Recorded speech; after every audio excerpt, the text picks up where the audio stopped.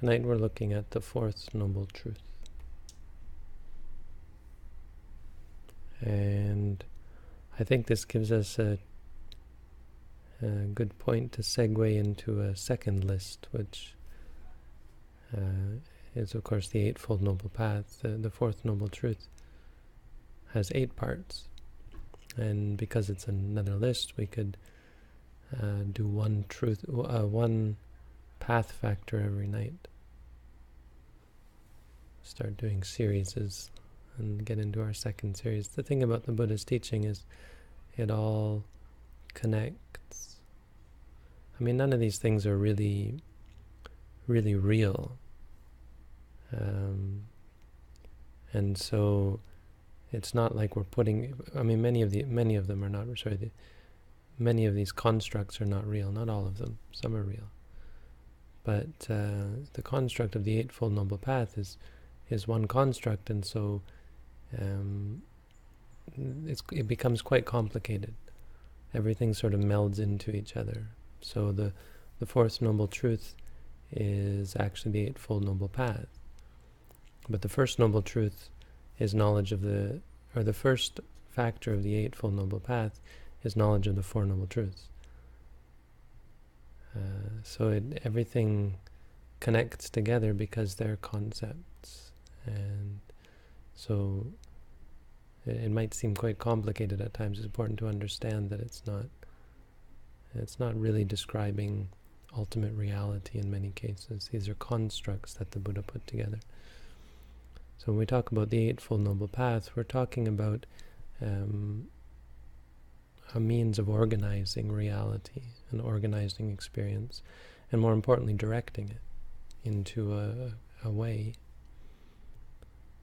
We're describing reality in the essential aspects of those experiences that incline towards peace, happiness, and freedom from suffering. That we call the way. So tonight I'll just talk about the way in general, and then I'll give a short description of each of the 8 path factors, one per night.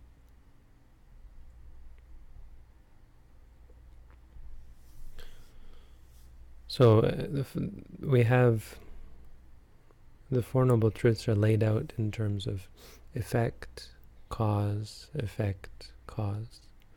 So suffering is the effect, craving is the cause.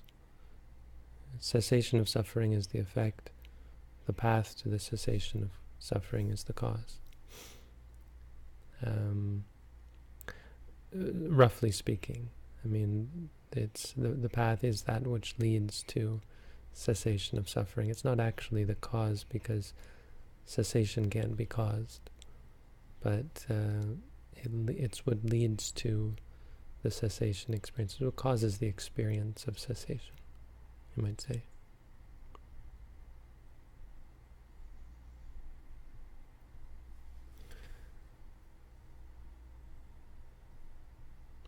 The first thing to know about the way, or the path, is to understand that what sort of a path it is, how it functions as a path. When you think of a path, of course, a path is something that leads to a place, not where you are. And so we kind of think of it as going somewhere, at least in a symbolic way. Buddhism isn't a path in the sense of like the path to heaven, right? When we think of religious paths, we're usually thinking of this, how to go somewhere else, how to get out of this place. So we talk about getting out of samsara. And it becomes this sort of idea of here's samsara, nibbana is outside of it. Like in the same way that heaven is outside of earth. But it's not really like that. The way is much more like a way of life. It's a way of living your life rather than going somewhere. It's not like a way to New York City. It's a way to live. And so when we think about the way, it's important to remember, what is it a way towards? It's a way to freedom from suffering. We're talking about the suffering that we have. And when we talk about the way, what we mean is the means to become free from that. When you practice according to this way, your suffering ceases. I mean, it becomes reduced, and knowledge and understanding about suffering comes about. And eventually there's a cessation of suffering. That's what it leads to. But it doesn't go anywhere else. It doesn't happen somewhere else. It doesn't lead you somewhere else. The cessation happens right here, and it's the mind not going anywhere. It's when the mind stops going.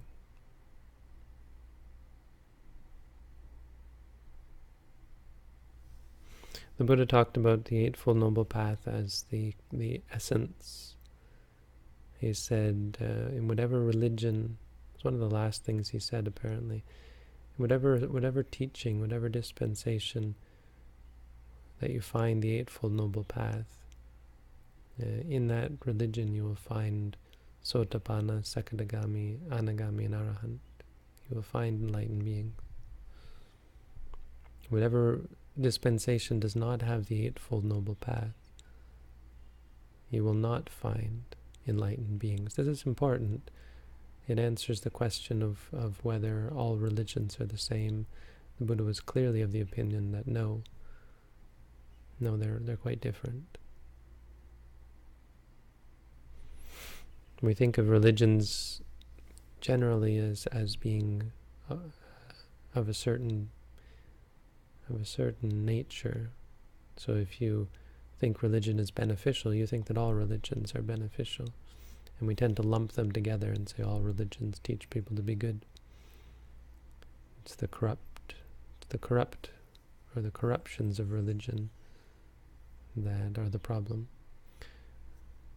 And then on the other hand, if you see that religion is generally corrupt, then you would tend to lump them all together and say all religion is bad. Religion is a poison. Religion ruins everything, that kind of thing. But it's both of these are very simplistic ways of looking, and it has a lot more to do with our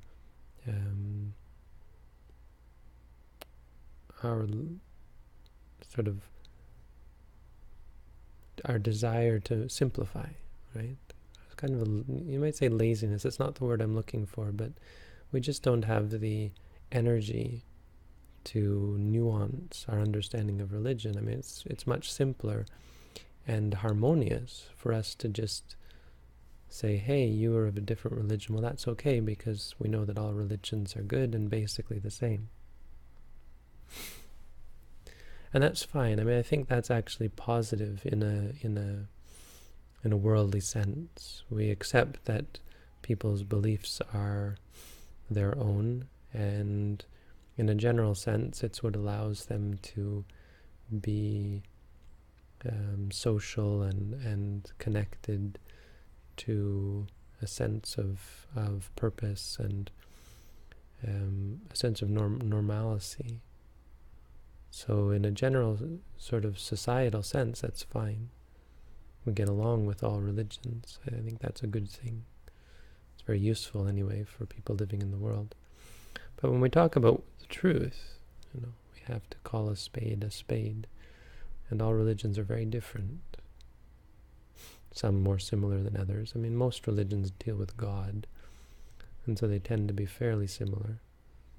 God being somehow omnipotent, but even that, even take Christianity or Islam. And many different Christians think many different things about God.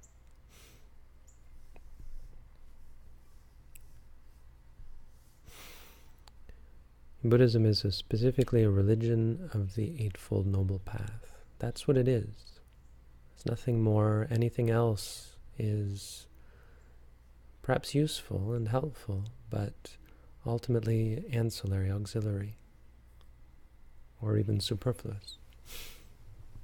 If it falls outside of the Eightfold Noble Path, then it's one of two things. It's either contrary to Buddhism, or it's superfluous, unnecessary, unessential to Buddhism. Right? So there are things that are outside of the Eightfold Noble Path, like charity. You might say charity doesn't actually fall in the Eightfold Noble Path, but charity is quite useful. If you're a charitable, kind person, it certainly helps cultivate the Eightfold Noble Path, so it's a good thing. You might say study of Buddhism doesn't fall in the Eightfold Noble Path, etc. Many things, many aspects of religious activity, even monasticism, you might say. Anyway, when we talk about the Eightfold Noble Path, there are two paths.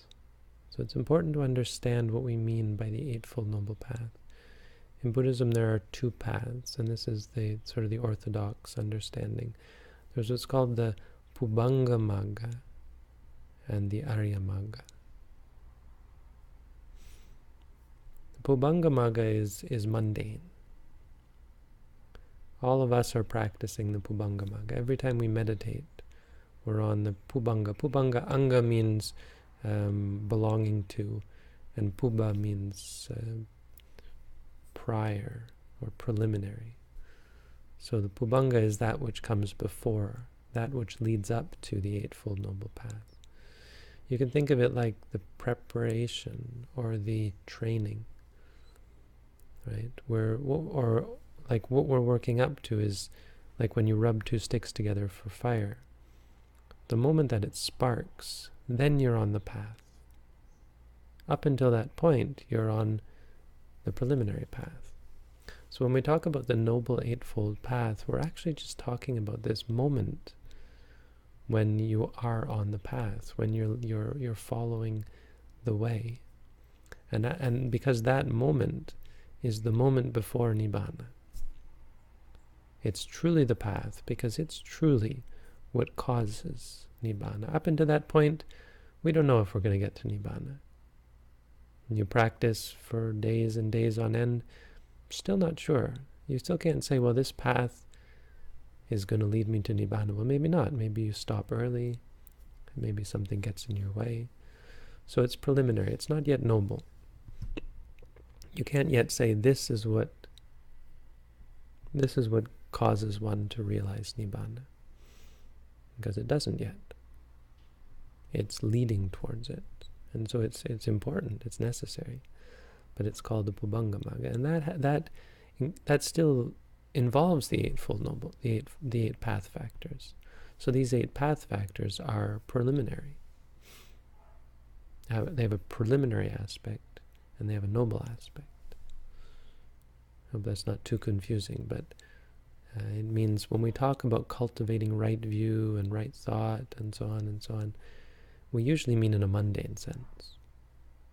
And so when we normally talk about the Eightfold Path, we're normally not talking about the Noble Eightfold Path, we're talking about the preliminary path.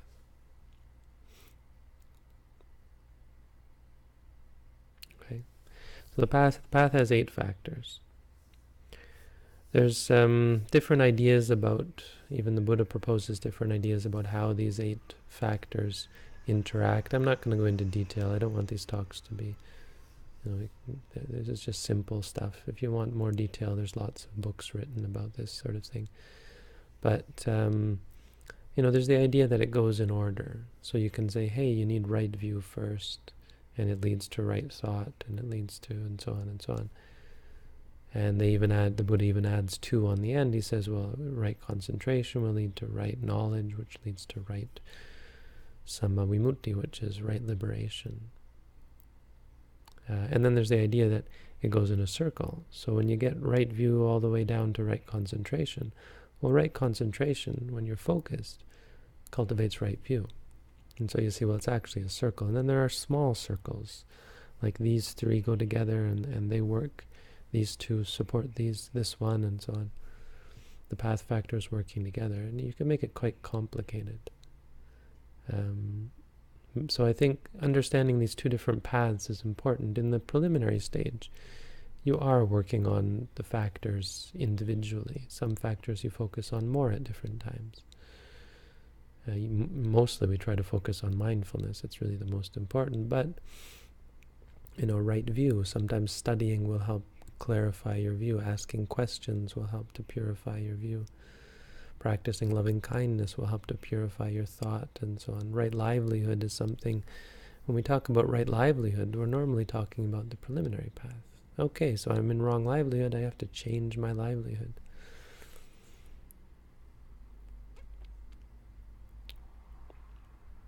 But when it comes to the final on the path, all that it means is that you're in the perfect state of mind.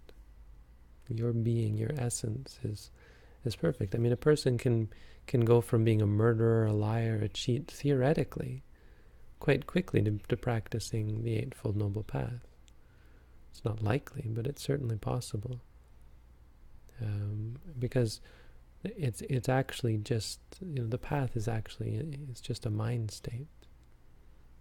And so when we talk about these 8 factors, normally we're talking about working on them in a mundane sense. But when we talk about the Eightfold Noble Path, what we mean is when every aspect of our being is perfect. And usually that comes from years and years, or at least days or weeks, of working on them individually and putting them all together. But it doesn't have to. It just means that in that moment, we have no inclination towards wrong view, and so we have nothing in us that is wrong in any way.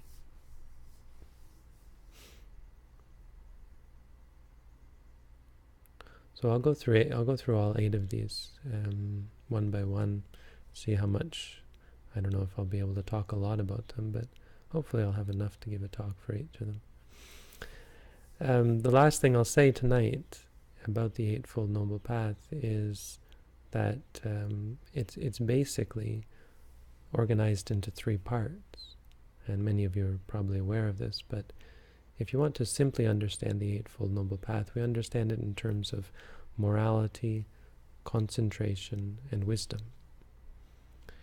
And I think this is probably the best way of organizing it. You put morality first. I mean, this is the orthodox way of doing it. So when the Eightfold Noble Path has right view at the beginning, and that's because it kind of works in a circle. Well, you need right view to really have right morality. But to start off on the path, the best place to start is morality,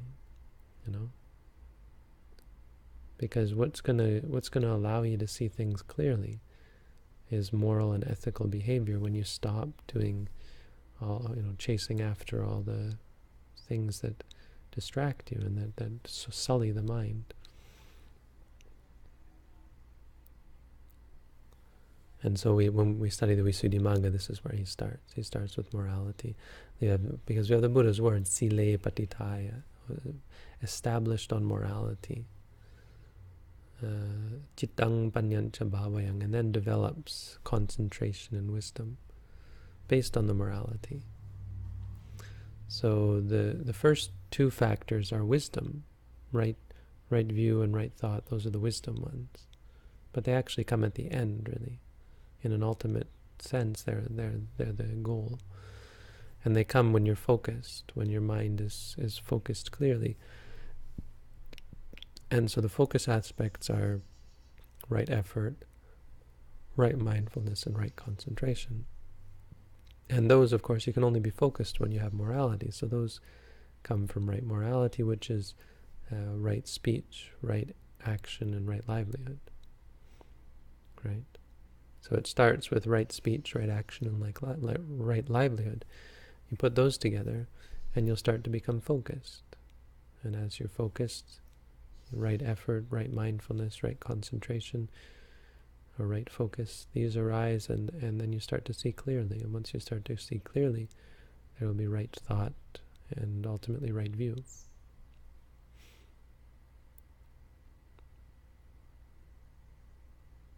This is the path. This is Buddhism, really.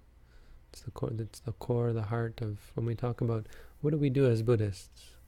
It's really not much, It's sometimes easy to get lost. You read too much, read so much that you can't really describe Buddhism. It's quite simple. We all know this. There's the Eightfold Noble Path. Don't lose sight of that. Don't lose sight of the Four Noble Truths. Don't lose sight of the Eightfold Noble Path. The Eightfold Noble Path is what we do as Buddhists. That's it. 8 things. Simplified, there's only 3 things. Right morality, right effort. Right morality, right focus, and right wisdom. So that's the path. In the next 8 days, I guess, I'll try to say something about each factor. I think that'll be good. So that's all for tonight. Thank you all for tuning in. I guess if we have questions, I'll take a look.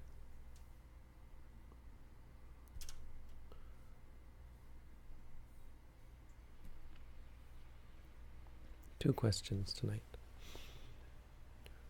Shaking uncontrollably, kind of like when you're about to fall asleep, but I'm wide awake while in meditation. It's an enjoyable feeling, but I just try to observe it. This is called piti, rapture. It's not universal, but it's fairly common. It comes in different forms. Some people rock back and forth. Some people will shake, that kind of thing. Some people feel this uplifting feeling. Some people feel really light. There's many different states. You can tell it to stop. Just say to yourself, stop, and shake yourself out of it. That sometimes helps. But otherwise, just note it, and if you like it, say liking. If you feel happy, say happy. Eventually it'll go away. It's not the path. It's not the way to freedom from suffering. It's just another experience that comes and goes. It's impermanent, unsatisfying, uncontrollable. When we meditate, we become very good at controlling ourselves and not overreacting to emotional situations. But how do we know that we are not repressing emotions? So we don't try to control ourselves. We try to learn about ourselves. How we know is because we become more familiar with our emotions. And if anger were to arise or greed were to arise, we would understand it. We would not chase after it. We would see it and say, oh, look, here's me getting angry. Until eventually we just don't get angry, because the idea of getting angry is just silly. We've seen that anger is useless. We've seen it doesn't lead to any benefit. We've stopped hankering after those things that we get angry about or greedy about. So if you're meditating to control yourself, that's quite possibly just suppressing. And you have to that's fine in the beginning, but it's not sustainable in the long term. Eventually you have to open up, let the emotions come up and learn about them, and let go of them. Oh, I forgot about the task. Yes. The task associated with the Fourth Noble Truth. So the task associated with the Four Noble Truth is bhavana, means development. The Fourth Noble Truth is to be developed, bhavetaba. And once you have developed it, then you know it has been developed. Bhavitang. Thanks, Fernando. Forgot. So the tasks in order then are: the First Noble Truth is to be fully understood. The Second Noble Truth is to be abandoned. The Third Noble Truth is to be experienced for oneself. And the Fourth Noble Truth is to be cultivated, to be developed. The Eightfold Noble Path is to be developed.